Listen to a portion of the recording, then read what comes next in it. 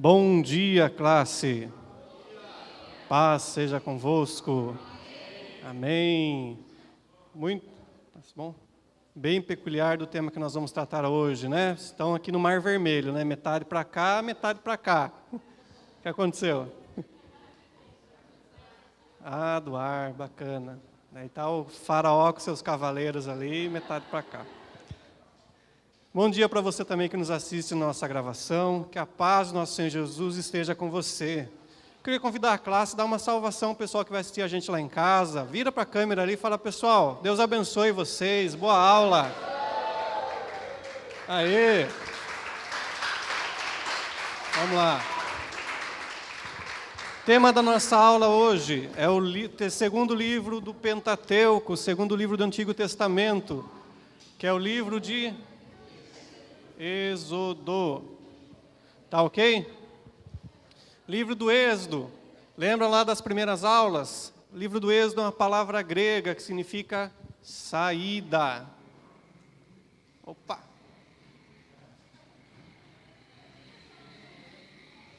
E vai ser a saída de quem? Do povo de Israel.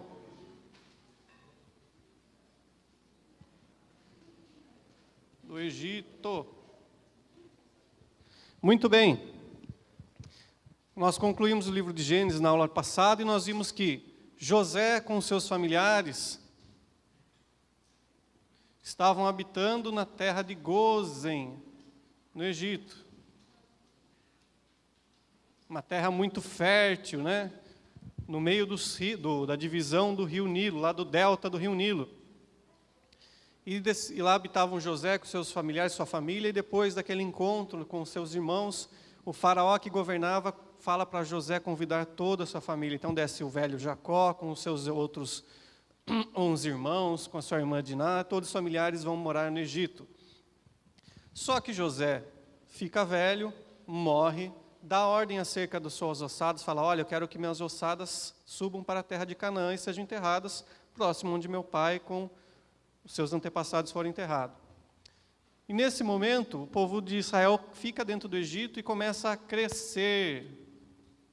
Porém, ocorre algo. Diz a Bíblia, lá no capítulo 1 de Êxodo, que fala que José morreu e o próximo faraó quer dizer casa grande, que era o título do rei do Egito, que não é o jogador. Tá? Começam a crescer. Foi sem graça a piada, né? Fala a verdade. Fala a verdade. Começam a crescer, começam a prosperar, a se tornar muito fortes. E morre o faraó que era favorável a José, que tinha gratidão a José. E começam a vir seus descendentes a governar. Porém, um dado histórico, que a Bíblia não fala, mas a história, o estudo da história nos coloca, que na época de José, o faraó, aqueles líderes políticos e militares que governavam, eles não eram os egípcios naturais, eles eram os Ixos. Os Ixos eram descendentes de Sem, ou seja, eram povos semitas, parentes de Israel.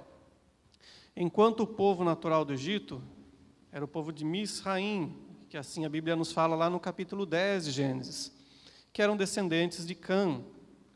E esses dois eram dos 3 filhos de Noé. Então, na época de José, esse povo chamado Ixo, que significa reis, pastores, que vinham lá da atual Síria, sul da Turquia, eles vieram e dominaram o egípcio e estabeleceram um governo sobre o povo natural, que era o povo de Misraim. Depois que José morre, passa-se um tempo, o povo de Misraim se fortalece dentro do Egito e expulsa os Ixos que estavam tomando o poder. Se organizam, se rebelam contra os Ixos e expulsam eles. Então morre José, é expulso aquela linhagem real que era favorável a José, começa a governar aquela linhagem dos egípcios naturais, né, o povo de Misraim, que não conhecia José, tanto devido ao fator do tempo, né, José já morreu e veio outra geração, tanto por não ser dos mesmos costumes e hábitos. Eram o povo natural do Egito, não partilhavam da linhagem dos Ixos. Tá ok? Você lembra a história, o povo de Israel começa a crescer, se tornar forte. Aquele faraó dos dias lá de Moisés, e o antecessor dele, começam a escravizar o povo israelita. Começam a colocar eles como mão de obra escrava para construir cidades, armazéns e cidade-túmulos, para fabricar tijolos e construir, edificar e fazer outras funções. Com isso, o povo de Israel começa a clamar a Deus, e Deus se lembra do povo, ouve o clamor e começa a preparar a libertação através de um homem, de um libertador. Como apenas escravizar o povo não estava dando conta, não era o suficiente para deter o crescimento do povo de Israel, pois o faraó, com sua liderança, o que eles temiam? Que o povo de Israel crescesse e se tornasse igual aos Ixos, viesse, tomasse o poder, desse um golpe. Escravizar não apenas não compensar, não estava surtindo efeito, então agora eles partem para matar todo menino, toda criança que nascesse de Israel que fosse do sexo masculino. Então o faraó institui, o faraó dos dias de Moisés, fala, olha, vão lá e vejam, toda criança dos israelitas que nascer, que for menino, deverá ser jogada no rio para ser morta ou ser morta de outra maneira. As parteiras hebreias, quando acompanhavam o parto das mulheres, diz que algumas delas foram tementes a Deus, que poupavam e escondiam as crianças, tanto que Deus se lembrou de algumas delas, no caso a Bíblia cita o nome de Puá, e fala que prosperou ela por temer a Deus. Mas o fato que agora vamos apontar, que nos interessa, é realmente que uma criança, quando nasce filha da mulher chamada Joquebede, e seu esposo Anrão,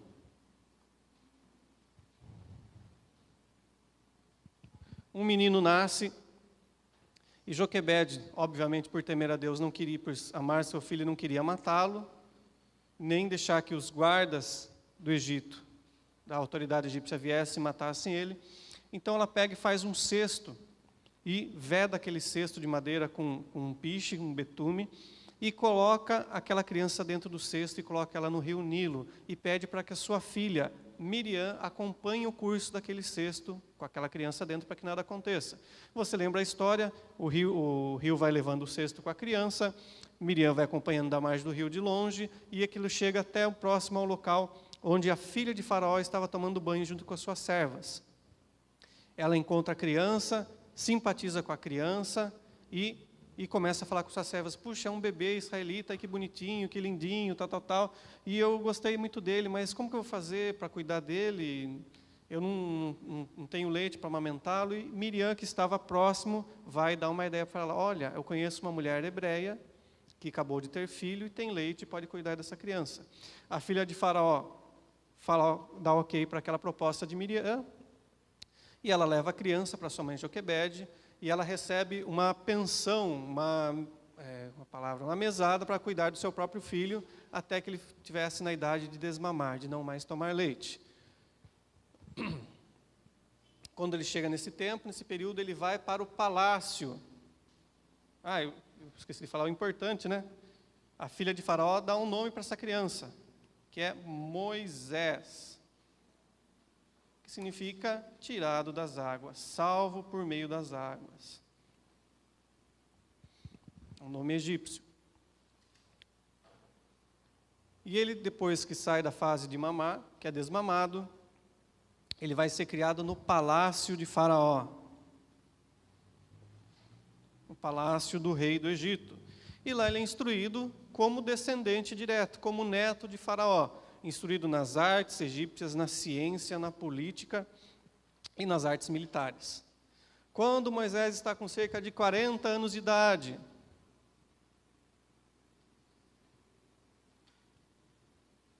ele era um misto, havia uma dualidade dentro dele.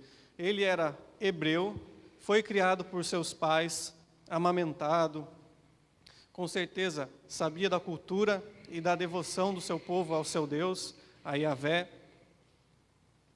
Conhecia as promessas para Abraão, Isaque e Jacó, porém também foi criado como neto de Faraó, dentro do palácio. Quando chega a 40 anos de idade, ocorre um evento na sua vida, próximo aos seus 40 anos de idade. Ele está um dia andando pela cidade e vê um capataz, um feitor egípcio maltratando um hebreu, um israelita que era escravo. E ele vai, toma as dores e luta contra aquele servo egípcio, aquele capataz, e acaba matando ele para salvar o hebreu e escondendo o corpo daquele egípcio sob a areia, sob a terra. No dia seguinte, ele está passando pela cidade e vê também 2 hebreus discutindo entre si. E ele vai dar um conselho para eles, fala, puxa, vocês são irmãos, estão escravizados porque estão brigando um com o outro. E daí eles respondem para ele, olha, você pensa que você é autoridade sobre nós? Você pensa que você pode alguma coisa, que você vai pegar e matar a gente e esconder o nosso corpo como você fez com o servo egípcio? E Moisés percebe que descobriram o que ele havia feito. Ele, atemorizado, foge para a região desértica de Midian, próximo ao Monte Sinai. Então ele foge, Faraó descobre o que Moisés aprontou e fala, vou deserdar e vou matar esse camarada. Vai atrás dele, Moisés fugiu, morre aquele Faraó. E agora Moisés fica 40 anos lá na terra de Midian. Quando ele chega lá, ele conhece Zípora, que se tornaria sua esposa, que era a filha de Jetro.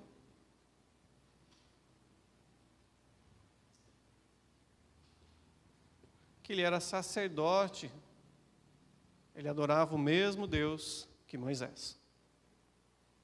E lá ele passa 40 anos da sua vida cuidando do gado, sendo pastor do rebanho de Jetro.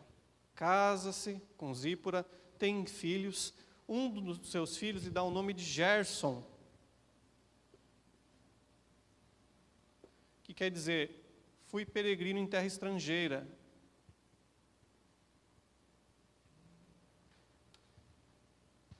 Ou seja, como na antiguidade o nome dos filhos representava algo na vida dos pais, ou até mesmo do nascimento dos filhos, eles colocavam simbolizando aquilo. Lembra que a gente falou quando nasce o último filho de Jacó, que a esposa queria pôr o nome de Benoni, né, filho das minhas dores, pois Raquel ao dar à luz estava morrendo, mas Jacó fala não, filho da minha destra, pois eu na velhice tive mais um filho. Tá ok? Passa 40 anos no deserto, até quando ele está com cerca de 80 anos, não estava jogando bocha, não estava jogando truco na praça, mas estava pastoreando o rebanho do seu sogro Jetro. E ele tem uma visão num monte ali próximo, que ele vê um arbusto, uma sarça pegando fogo, só que sem acabar aquele fogo, sem o fogo consumir todo o arbusto. Ele sobe, deixa o seu rebanho lá embaixo com os outros pastores, sobe aquela montanha e vai ver aquele evento. No meio daquele arbusto que pegava fogo e o fogo não acabava com o arbusto, não consumia o arbusto, Deus fala com ele e se apresenta como o grande eu sou.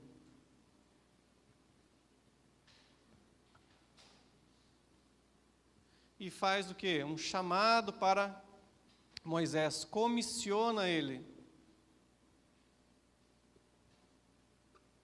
Comissiona Moisés para fazer o quê? Para ir libertar o povo de Israel. Ele fala, olha Moisés, eu me lembrei do clamor do povo de Israel que está escravizado lá no Egito. Você vai lá e vai libertar eles. Vai falar que o grande eu sou mandou libertar. E Moisés faz questionamentos para Deus. Ele fala, puxa, mas eu já sou velho e eu não sei me expressar direito, eu tenho a língua pesada, como é que vai ser? Ah, não tem problema então, vou colocar Arão como porta-voz seu. Puxa, mas eles têm armas, têm poderes, como fazer? Ah, então Moisés, o que você tem na mão? Pega o seu cajado aí de madeira, joga ele no chão. Jogou no chão, virou uma cobra. Pega lá a cobra pelo rabo lá. Pegou, virou o cajado de novo. Coloca a mão no peito, Moisés. Moisés colocou a mão no peito. Tira a mão do peito. Ficou leprosa. Ah, coloca a mão no peito de novo. Tira a mão do peito. Saiu curada. Então Deus mostra algumas coisas para Moisés que ele estaria com Moisés para operar sinais e maravilhas diante de Faraó para libertar o povo de Israel. Claro até aí? Não, sim. Tá? E Moisés volta para o Egito, reencontra-se com seus familiares, reencontra com o povo de Israel, conta para Arão, com seus familiares, e vão lá diante do faraó. Aqui começa a ação do livro de Êxodo. Então agora do capítulo 5 até o capítulo 12, nós vamos ter o confronto entre Moisés, sendo porta-voz de Deus, e Faraó.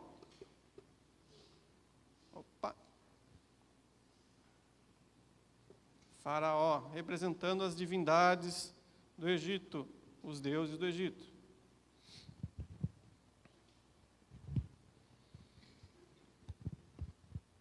Certo? Do capítulo 5 até o capítulo 12, vai lá Moisés, Arão, diante de Faraó com sua corte. E lá Moisés fala para Arão, e Arão fala para Faraó, e Faraó fala, estou nem aí. Então Moisés vai lá com Arão e fala, olha, o grande eu sou, o Deus do povo dos israelitas, mandou que você liberte eles, porque eles vão celebrar para mim uma festa no deserto. Eu quero que eles vão e me adorem no deserto. Faraó fala, de jeito nenhum. E a cada rejeição de Faraó para a ordenança de Deus, Deus envia um castigo, um flagelo sobre os egípcios, sobre a terra do Egito, em geral, que nós chamamos de as 10 pragas. Se fosse 11, seria o time do São Paulo Futebol Clube, mas não, são as 10. Fazer, né? Tá ruim o time. Enfim, para cada negação, cada desobediência de Faraó, Deus envia um castigo, um flagelo sobre a terra do Egito. E eles acabam também refletindo sobre a autoridade do Deus de Israel, sobre Yahvé, Jeová, sobre os deuses do Egito. A primeira das pragas, o que é? As águas se transformam em...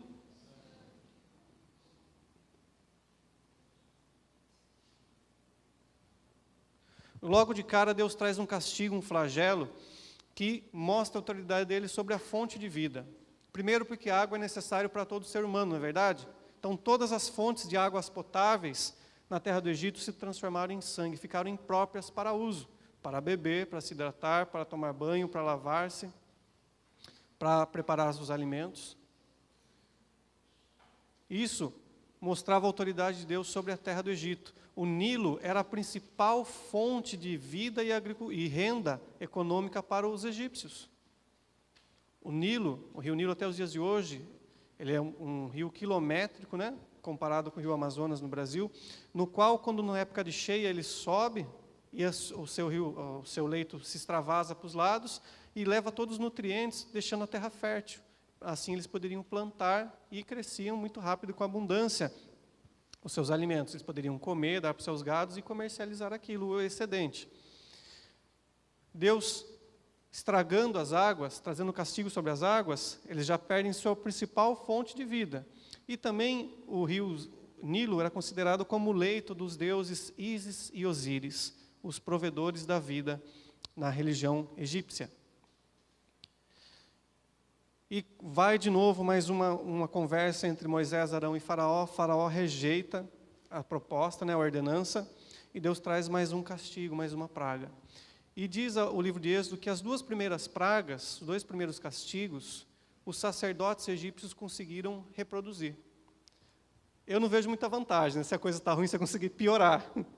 Mas o interessante é o detalhe que a Bíblia fala. A partir do terceiro castigo, da terceira praga, até os sacerdotes egípcios falam, olha, isso não é coisa humana, mas somente o dedo de Deus. Pois eles não conseguiam reproduzir. Aqueles que estavam ao lado de Faraó reconhecem o poder do Deus de Israel, do Yahvé, do Jeová, da Elohim. Porém, Faraó cada vez mais endurece o seu coração, petrifica o seu coração, deixa o seu coração de pedra, não obedecendo a ordenança de Deus. E vai se desenrolando esse evento até que chega na última das 10 pragas, que foi a morte do primogênito. O que é esse primogênito? É algum primo? Não. Primogênito é o filho mais velho. É o primeiro nascido, primogênito.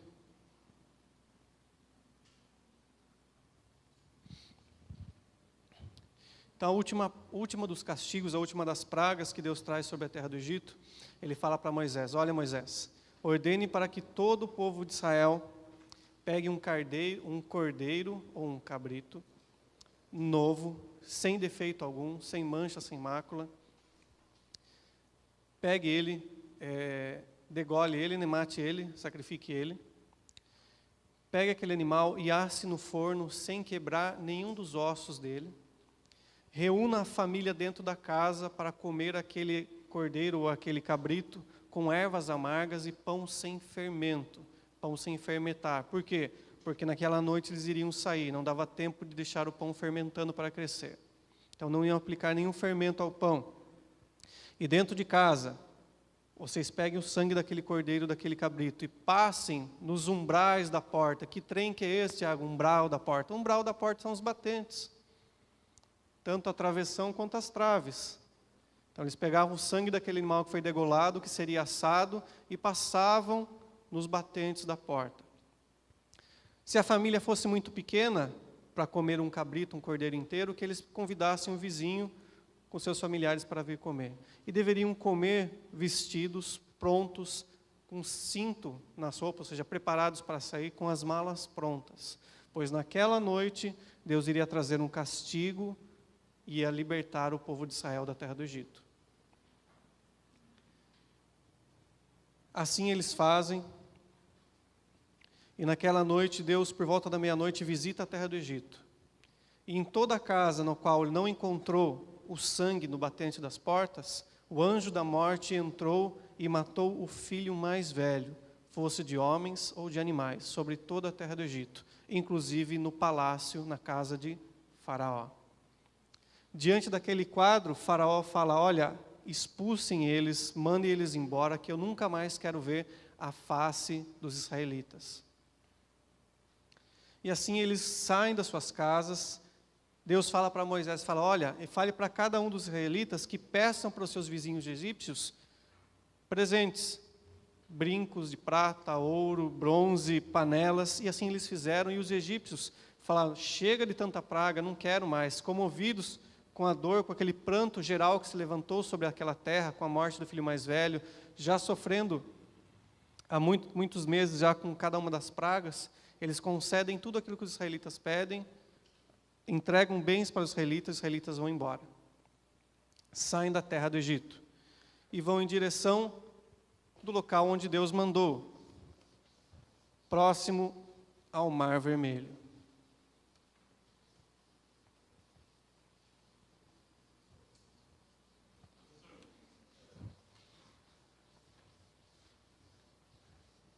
Vamos lá. Então agora eles marcham em direção ao Mar Vermelho, um acampamento, um local onde Deus mandou Moisés com o povo de Israel acamparem. E nisso eles ganham tempo e se distanciam. A Bíblia no livro de Êxodo nos fala que aquele acampamento do povo de Israel, aquele povo que saiu, eram cerca de 600 mil homens adultos, sem contar crianças, idosos e mulheres. Então toda aquela grande multidão vão em direção ao Mar Vermelho, no acampamento em Endor. Vão armar suas barracas lá. E nisso, passa-se o período de choro lá dos egípcios e Faraó decide perseguir a nação de Israel, ir atrás deles. Porém, o acampamento dos israelitas estava à frente já há algumas horas, alguns dias, e entre o exército de Faraó e o acampamento de Israel, Deus colocou seus anjos, estragando as carruagens de Faraó e colocando uma coluna, uma grande nuvem que estava confundindo, não deixando o exército de Faraó enxergar com clareza e chegar mais próximo de Israel. E aqui, o Mar Vermelho.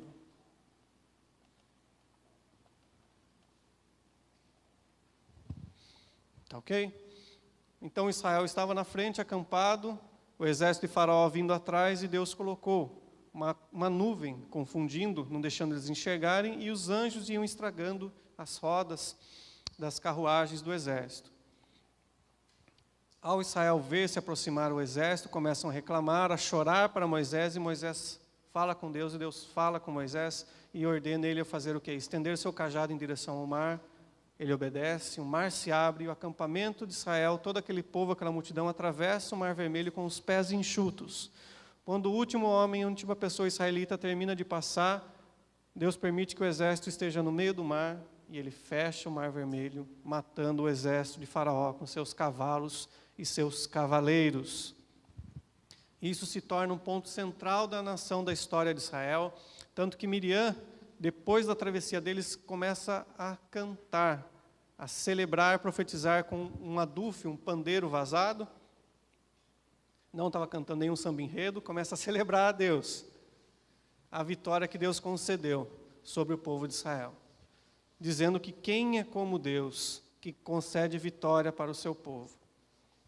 Então esse fato, esse efeito ficou marcado na vitória, na mente do povo de Israel, tanto que é tema recorrente lá no livro de Salmos, quando os salmistas, como os Davi e os outros demais, compuseram canções para adorar a Deus. Certo? Do Êxodo capítulo 15 até o capítulo 18, agora é o trajeto deles rumo ao Monte Sinai. Deus ordena a Moisés que eles vão até o Sinai para montar um acampamento onde Deus iria falar com a nação de Israel. Iria entregar leis e instruções para o povo de Israel poder entrar na terra de Canaã e viver de acordo com a vontade de Deus. No meio do caminho eles encontram guerras, encontram exércitos que vão contra eles, como caso exércitos amalequitas, encontram a falta de água e Deus provê água para eles em meio ao deserto. E no capítulo 19,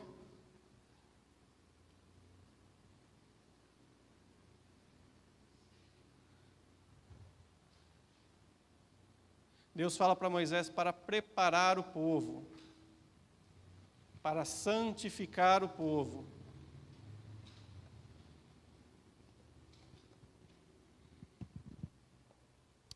Eles deveriam estar prontos, preparados, santificados para o quê? Para se encontrar com Deus. Pois Deus viria sobre o Monte Sinai, se manifestaria e falaria com o povo de Israel todo. Deus falaria com voz audível para toda a nação de Israel.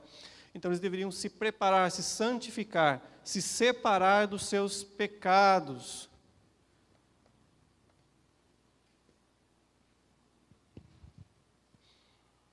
Ou seja, estar prontos, aptos para encontrar com Deus Santo. Deveriam observar os rituais dos banhos, das águas. Se a mulher estava no período de menstruação, devia ser separada do acampamento. Se alguém tinha uma ferida purulenta, que saía alguma secreção, alguma coisa, também devia observar o ritual. Enfim, todas as coisas estão descritas lá. E nesse capítulo 19, Deus desce sobre o Monte Sinai. Opa!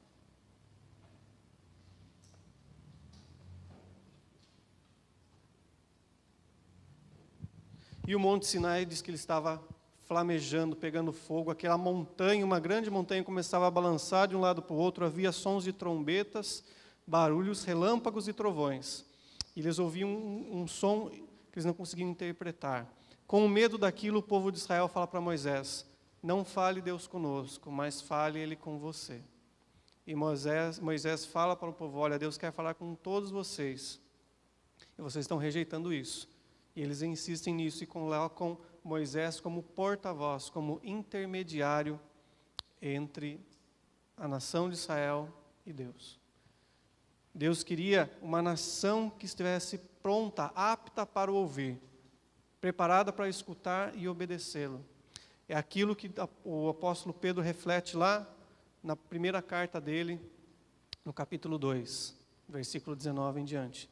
Pois vocês são raça eleita, sacerdócio real, nação santa, povo adquirido para Deus, para anunciar as virtudes daquele que vos chamou das trevas para a sua maravilhosa luz. Você está recebendo instrução da parte de Deus para ser luz, para ser reflexo da parte dele. Por que você está aqui hoje? Ah, porque minha amiga convidou para participar. Ah, porque o pastor falou que ia ser legal. Ah, porque fulano, ciclano vai vir. Ah, porque não tem nada que fazer no sábado. Ah, porque eu acho que o Tiago é legal, é gordinho, barbudinho, lá da mala bacana lá. Não, você sendo preparado para refletir a glória de Deus. Você não deve fazer como o povo de Israel, de colocar intermediário. Na cruz, Jesus abriu o caminho o autor da carta dos Hebreus fala, olha, ele abrindo o caminho pela cruz, nos deu livre acesso à sala do trono de Deus. Então Deus quer falar com o seu povo. O caminho que ele usa é a aula, é a leitura, você lendo a Bíblia, é um pastor pregando, é uma profecia, é um louvor, mas ele quer falar com você para você ser porta-voz dele, para você agir, ser reflexo de Deus aqui na terra, para você ser raça eleita, sacerdócio real, nação santa, povo comprado por Deus, a fim de anunciar as virtudes daquele que vos chamou, Deus, das trevas, do pecado, para a sua maravilhosa luz. Certo? O povo de Israel rejeita esse chamado, mas nós não, aqui não. E Deus começa a falar com Moisés. Moisés sobe ao monte, fica 40 dias e 40 noites,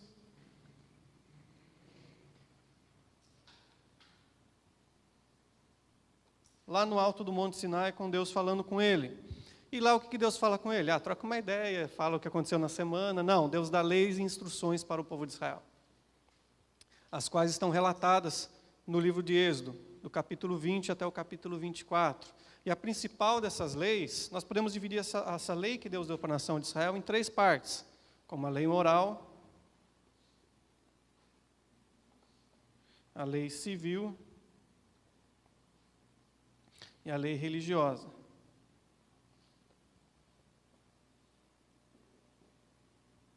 A lei moral está lá no capítulo 20 de Êxodo, também conhecido como os 10 dá para melhorar, os 10 mandamentos.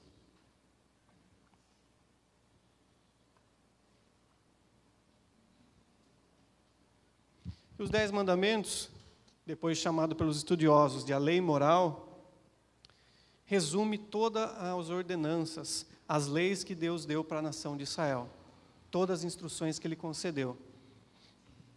Sendo que o primeiro é aquele que coloca a autoridade de Deus sobre todas as coisas. Ouve Israel, depois lá em Deuteronômio Moisés repete, ouve Israel, o Senhor teu Deus, somente há um Deus, o Senhor teu Deus, ele adorará de toda a sua força, todo o seu coração, todo o seu entendimento.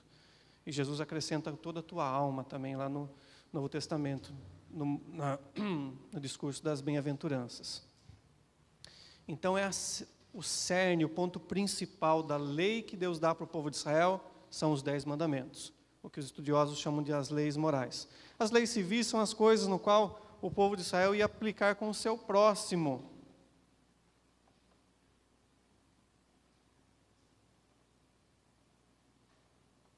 A lei religiosa, as festas, os sacrifícios e os rituais de limpeza, de pureza.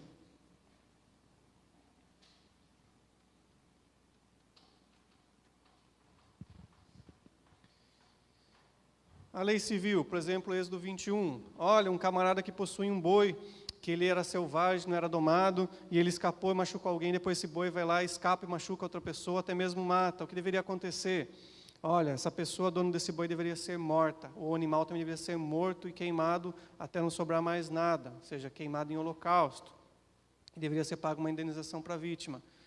Uma pessoa de repente se encontra com outra numa ponte ou no campo e acaba um brigando com o outro, e ele acaba tirando um olho, até mesmo ferindo ou matando aquela pessoa. O que deveria ser feito? Olha, será ferida por ferida, pisadura por pisadura, queimadura por queimadura, dente por dente, olho por olho e vida por vida. Então, a lei civil, no qual ele colocava o ato de infração, a indenização, e até a jurisprudência, o que deveria ser feito com o culpado. E as leis religiosas, ou a lei religiosa, no qual estavam descritos as festas, os sacrifícios, os rituais de purezas, para que o povo de Israel pudesse servir a Deus da melhor forma possível, da forma mais santa. Tá ok?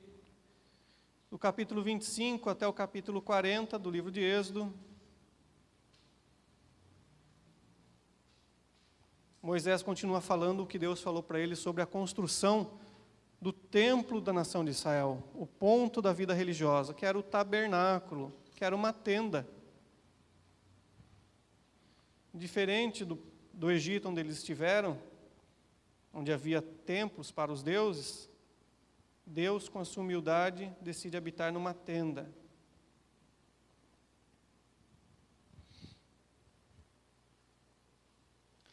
Então, do Êxodo 25 até o 40, vai tratar da construção do tabernáculo, né, o que material que seria utilizado, as medidas, as formas e todos os seus acessórios e utensílios que seriam utilizados pelos sacerdotes da nação de Israel, os quais eram os descendentes da tribo de Levi.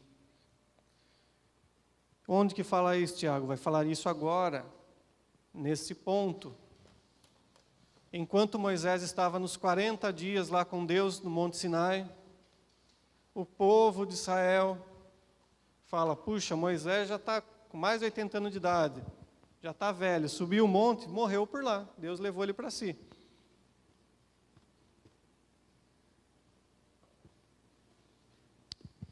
No meio daqueles 40 dias, é relatado no capítulo 32, ou melhor, o final daqueles 40 dias, né? O povo começou a se rebelar e instigou Arão para que ele construísse uma imagem, uma estátua de ouro. Então eles pegam alguma parte dos brincos, daquilo que eles ganharam dos egípcios, e obrigam Arão a construir. Ele constrói uma forma que se aparentava com um bezerro, um pequeno boi feito de ouro. E os israelitas falam que o Deus que libertou eles do Egito estava montado sobre aquele bezerro de ouro. E começam a celebrar, fazer aquela festa idólatra, no qual era regada a vinho, a bebedeira, e depois começa o pagode, começa o fuá, começam a olhar a mulher do outro meio torto, começam a se embrenhar todo mundo, e eles caíram no pecado. Adoraram, fizeram um ídolo, uma imagem, não observaram os mandamentos de Deus, se rebelaram contra a autoridade de Arão, começaram a se embriagar, começaram a se prostituir e adulterar. E Deus fala isso com Moisés. Moisés desce a montanha, Josué estava no pé da montanha aguardando Moisés. E Moisés fala com Josué, fala, puxa, você não está ouvindo esse barulho? Ah, Josué fala, deve ser de vitória, alguém brigou aqui e ganhou a vitória. E Moisés fala, isso não é som nem de vencedores, nem de vencidos, mas pelo contrário, o povo de Israel pecando. Ele desce um monte com Josué, chega perto do acampamento, ele estava com 2 tábuas feitas de pedra, que o próprio Deus havia cortado aquelas pedras e escrito parte da sua lei. Ele pega, quebra as pedras, aplica, fala da culpa, né? Fala contra o povo de Israel do pecado que eles fizeram, pega aqueles que instigaram o pecado, os líderes daquela bagunça. Os filhos de Levi se colocam junto com Moisés. Moisés faz de conta, colocou uma linha, falou, quem for de Deus, fica desse lado. E os filhos de Levi se colocaram primeiramente, e o resto do povo ficou para cá. E esses homens de Levi vão e matam aqueles que instigaram o pecado, que fizeram a rebelião, que oprimiram a Arão para construir a imagem. Moisés pega aquela imagem de ouro, amassa ela, destrói ela, mistura junto às águas e dá para aqueles pecadores que sobreviveram, que não foram mortos pelos filhos de Levi, e faz eles beberem aquela água com ouro, simbolizando a amargura do pecado dentro deles. Ele volta de novo para o monte e Deus fala para Moisés cortar 2 tábuas de pedra. Moisés corta e ele reescreve as leis novamente. Tá ok? Com isso, nós finalizamos o livro de Êxodo, seus 40 capítulos. E agora nós entramos no 3º livro do Pentateuco, o 3º livro do Antigo Testamento, que é o livro de Levítico.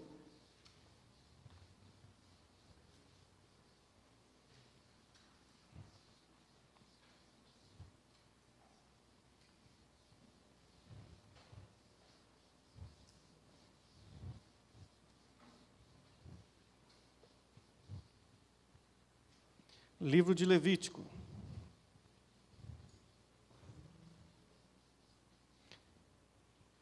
É um livro composto de 27 capítulos. Tá, no nosso livro de estudo está da página 46 até a página 49.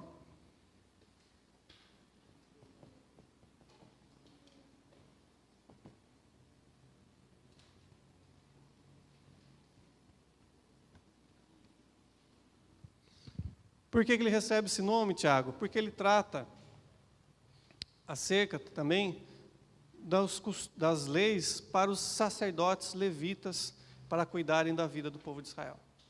O tema central do livro vai ser a santidade.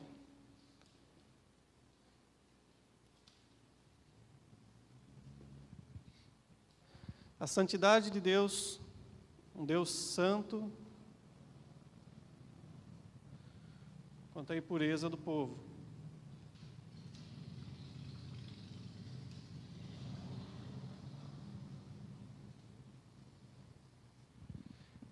Então Moisés vai instruir o povo de Israel como viver uma vida santa diante de um Deus santo. Como que eles conseguiriam se portar, caminhar com aquele Deus que libertou eles da terra do Egito, que se manifestou o seu poder através das pragas, que manifestou a sua glória, uma parte da sua infinita glória lá no Monte Sinai, que eles ficaram com medo. Como eles poderiam andar junto com aquele Deus que habitaria no meio do acampamento deles e depois entraria com eles na terra de Canaã.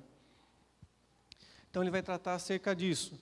Outra coisa bem recorrente no livro, que sempre vai aparecer, é a questão do puro ou impuro. Opa.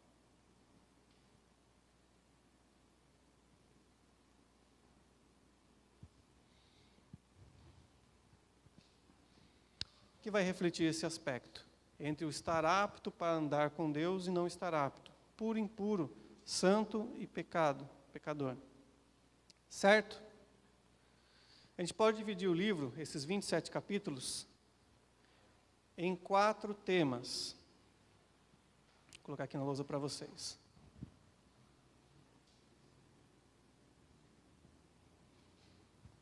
Esses 4 temas vai ser um tema central e os outros 3 vão se repetir ao redor do livro.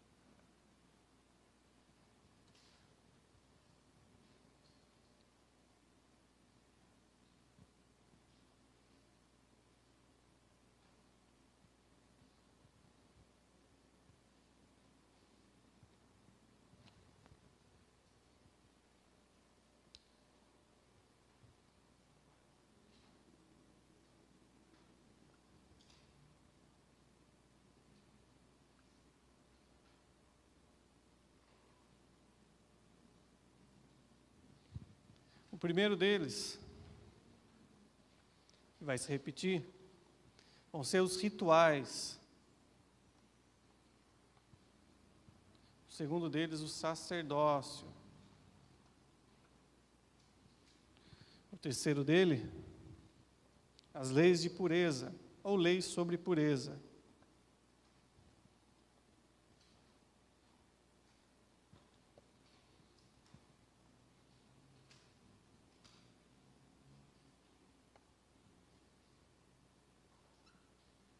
Então, aqui no final também vão se repetir os rituais, aqui vão se repetir o sacerdócio,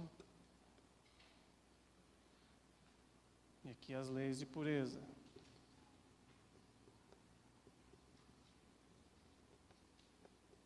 E o que está no centro? O dia do perdão, ou o dia da expiação. Ou algo que eu creio que vocês já ouviram nos dias de hoje também, a expressão hebraica, o Yom Kippur.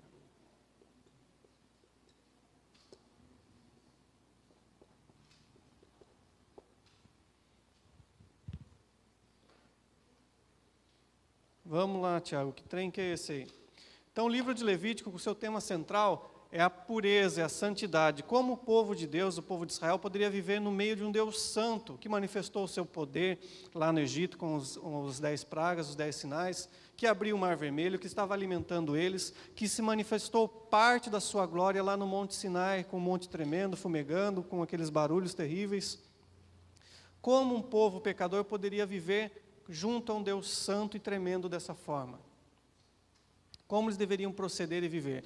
O livro de Levítico vai tratar isso. Moisés, sendo instruído por Deus, vai falar para o povo de Israel como fazer para viver de uma maneira correta que agrade a Deus. Então, esses 27 capítulos, a gente pode dividir dessa forma mais grossa, dessa forma mais larga, com 3 temas sempre circulando ao redor de um tema central. O dia do perdão, o dia da expiação.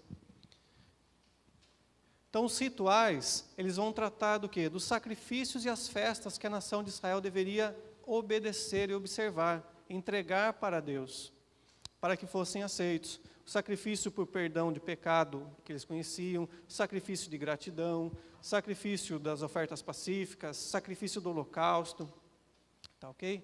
O sacerdócio são as observações, as leis que a tribo de Levi deveria fazer e observar para trazer perdão sobre eles próprios, pureza sobre eles próprios e também sobre o povo de Israel.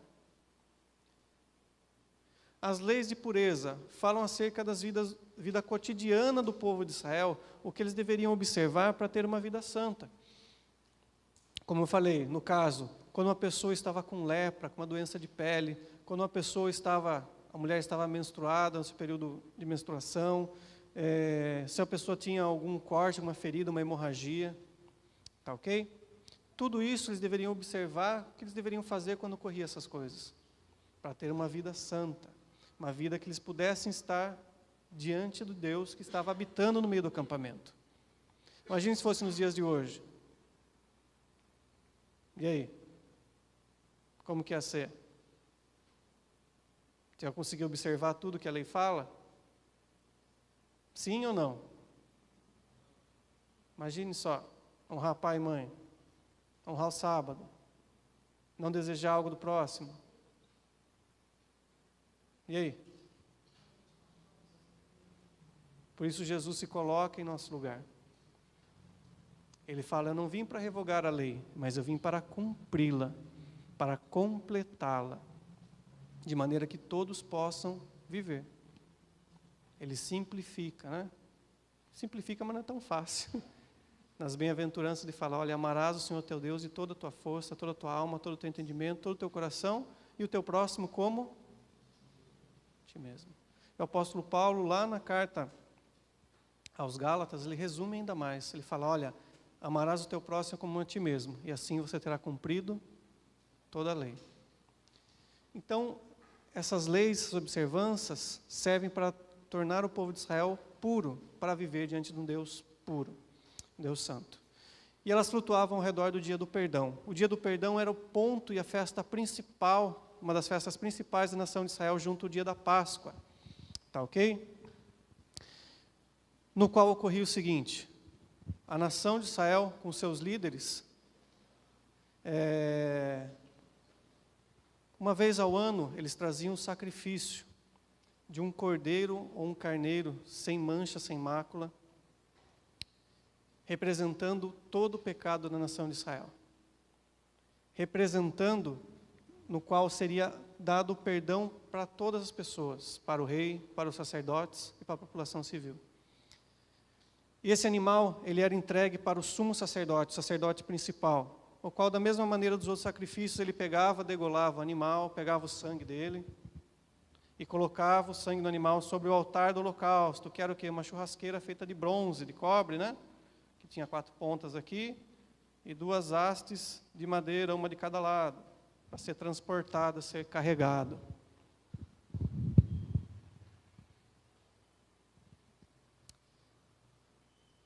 Derramava o sangue do lado de dentro aqui do altar e depois pegava aquele animal cortado, degolado e queimava a carne dele até não sobrar nada, até aquela fumaça subir diante de Deus, o que era o sacrifício do holocausto. Tá ok? E a outra parte da festa do dia do perdão, eles pegavam um outro animal, um carneiro ou um bode, um cordeiro, um carneiro ou um bode, né? E apresentavam diante do sumo sacerdote. Toda essa festa, o ritual está descrito lá em Levítico, tinha toda uma série de cerimoniais. O sumo sacerdote tinha que estar com uma roupa específica, tinha que tomar o banho, trocar a roupa, apresentar o sacrifício. Parte do sangue desse bode, eles pegava e entrava no local santo dos santos, o local mais escondido do tabernáculo, da tenda, onde ficava a arca da aliança. Ele pegava a parte desse sangue e jogava, aspergia sobre a arca da aliança, simbolizando o quê? Que o sangue do sacrifício estava cobrindo o pecado da nação de Deus, cobrindo o pecado da nação de Israel. Tanto que a palavra kippur, no hebraico, não significa perdão, significa cobertura. Lembra o chapeuzinho que os homens usam dentro da religião judaica, o kippá?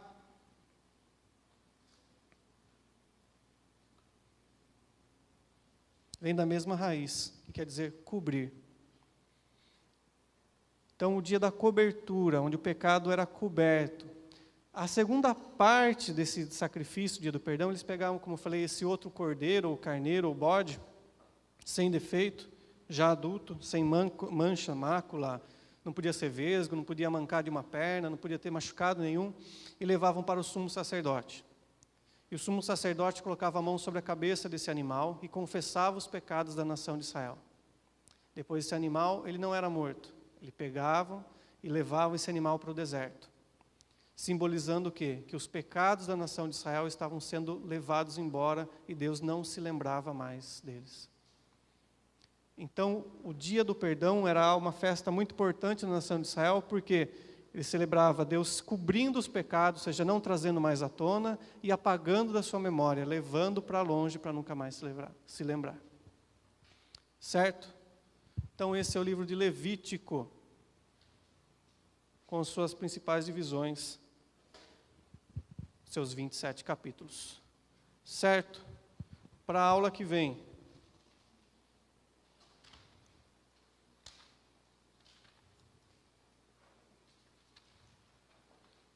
Para a aula que vem, leitura do capítulo 4 e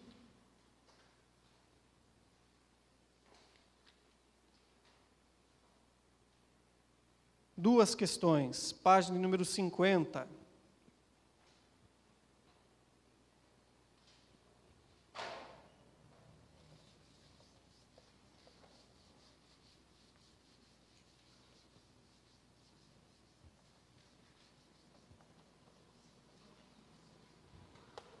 Página de número 50.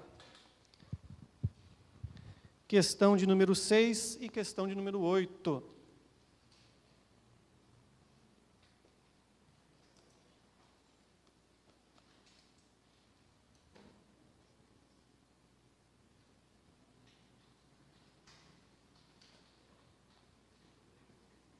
Questão de número 6 e número 8. Dúvidas, perguntas da matéria da aula de hoje, pode mandar no e-mail.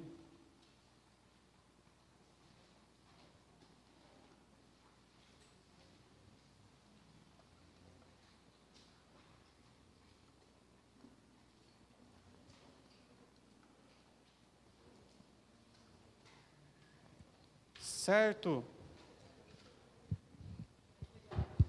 Oi? Pode entregar, quem fez da semana passada pode entregar agora. Pessoal? Oi? Então não teve, então. Melhor ainda. Melhor para vocês e para mim. Pessoal, Deus abençoe. Bom final de semana. Capítulo 4 e questionário para a aula que vem. Tchau. Bom almoço.